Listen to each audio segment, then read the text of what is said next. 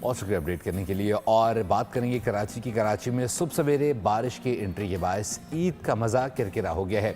शहरी सड़कों पर पानी जमा होने से परेशान हैं। मज़ीद जानते हैं साथ गुज्जर से। साथ बताइएगा।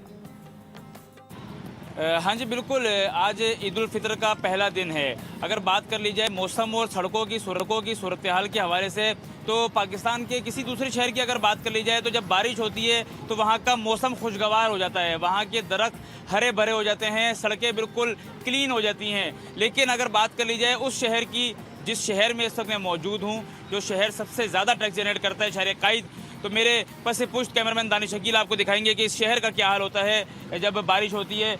ये मैं मौजूद हूँ इस वक्त लालू खेत में, लालू खेत 10 नंबर पर, जहाँ पर आप देख सकते हैं कि तालाब का मंजर पेश करें, कितनी मुश्किल हो रही है। लोग जो है वो मोटरसाइकिल पर किस तरीके से गुजर रहे हैं, सबके जो नए कपड़े हैं वो भी ख़राब हो रहे हैं, गाड़ियाँ जो है वो बड़े बड़े गड्ढों के अंदर जा रही हैं, रक्शे परेशान हो रहे हैं।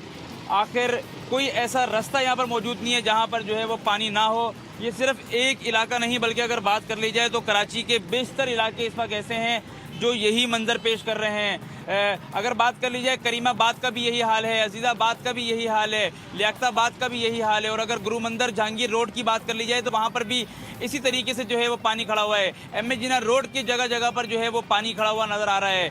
ये इस शहर के इंफ्रास्ट्रक्चर का हाल है, जहाँ पर शहरी नए कपड़े पहनकर ईद की नमाज़ पढ़ने के लिए निकले थे, लेकिन अब जब वो किसी जगह पर मुंतकिल होने की कोशिश कर रहे हैं तो उनके पाइंचे उठे हुए नज़र आ रहे हैं, लेकिन उसके बावजूद उनके जो कपड़े हैं वो गंदे इसलिए हो रहे हैं क्योंकि इतने बड़े बड़े यहाँ पर सड़कों पर जो है वो गड्ढे पड़े हुए हैं कि शहरियों की ज़िंदगी जो है वो दोबार हो चुकी है। सब्सक्राइब करें और बेल दबाएं ताकि कोई खबर रह न जाए।